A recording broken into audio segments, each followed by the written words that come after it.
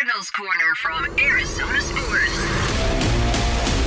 Cardinals Corner from Arizona Sports with Tyler Drake and Lauren Koval. What's going on, Bird Gang? Welcome back to another abbreviated edition of Cardinals Corner. I figured the starters, both the offense and defense of the Cardinals, got an abbreviated showing. We might as well have one too. And no, that's not Lauren Koval. Instead, we got Kellen Olson here to help fill things in. Today, it's all about what we learned from Cardinals Chiefs preseason number 1. It's in the books. Cardinals got the win. It's not so much about that. It's more about what we saw on the field, the X's and O's. So where do you want to start, Kellen? We got to start with the offense. That's the most important side of the field and the one to kind of describe the way this game was, right? Because it had a couple hiccups. It was kind of clunky, but when they got rolling, they did get rolling with those first team members on the field, did they not? Yes, they did. And here's the thing, though. You can get rolling, but when you turn the ball over, bad things happen. And that's exactly what happened. Kyler Murray, 7 for 8 today. Really good number on that side of the things from the stat line perspective. That one blemish, though, an interception. Things can't happen. I mean, it's preseason. You're going to work through things, but it's one of those moments I think we all kind of were like, there's that Kyler moment we didn't want to see early on.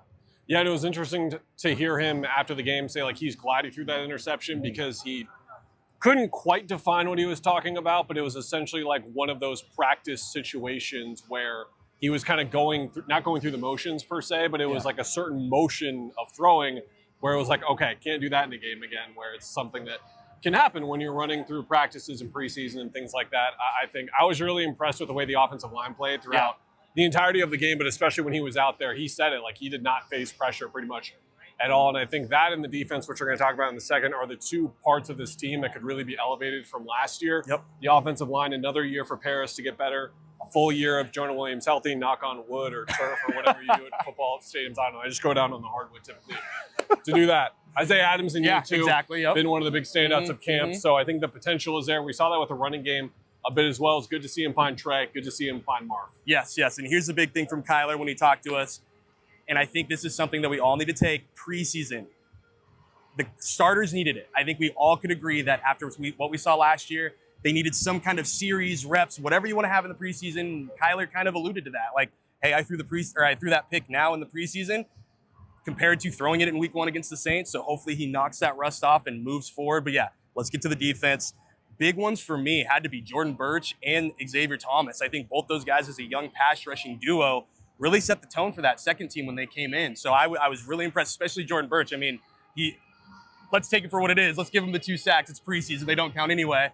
2 penalties, 2 sacks, give it to him. Let's call it a night. Yeah, and I think the working theory for sure, Tyler, is that when you look at all of the talent that they have in that group, in that front 7, however you want to define where everyone is with more stability, with more consistency from veterans like Calais, who didn't play tonight, just sat out as a veteran who's seen preseason a million times. Dalvin Tomlinson was briefly out there. Those kinds of names being out there are going to open up opportunities for other guys. Like Josh Sweat being here, I think is going to make Baron Browning better. He is going to make potentially Jordan Burch or Xavier Thomas better, and I think we saw a portion of that as well. The defensive line was interesting because we saw 3 key names missing. We knew we weren't going to see Walter Nolan or Bilal Nichols. No Justin Jones, who's been dealing with a knee thing. It's kind of a minor story for sure, but 3-year, $31 million deal for him last year.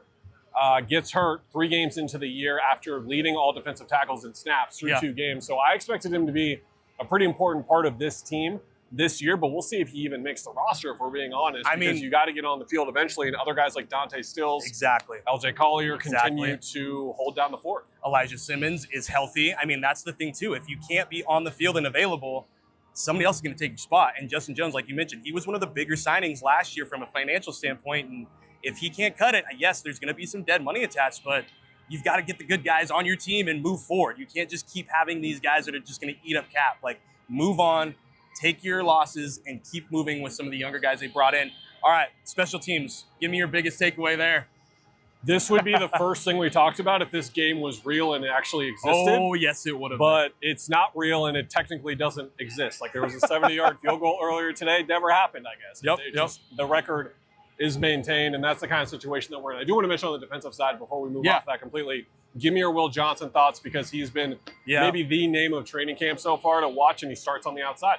Yeah. I mean, obviously, there's some things to clean up there. You didn't want to see that red zone, end zone pass interference. But hey, it's preseason. The fact that he was on there in the starting rotation, starting lineup, they went nickel right out of the gate. So I like it just from the standpoint of it was a confidence builder for sure. Obviously, yes, you want to shore that up and not have that happen again, but also maybe it could have been a touchdown. Maybe he saved something there. So there's some ins and outs you could still pick up from his game, but I would like to see a little more flashiness from him, because I think that's what he really brings to this defense. So a little more time on task moving forward. We'll see where he's at, but I mean, a good starting point for what I think we all expect for him. Anything you want to add on the fumbles for special teams? Oh, yeah. I mean, Greg Dortch and DJ Dallas, very uncharacteristic from both those guys. You know, they've really been some of the more reliant guys, return men for this team the past couple of years. And hey, Xavier Weaver, he didn't have one hit the ground. So does that help him maybe solidify his roster spot a little bit more? He also caught a touchdown. So that wide receivers room is another area that I'm looking at, because, yeah, he had the score.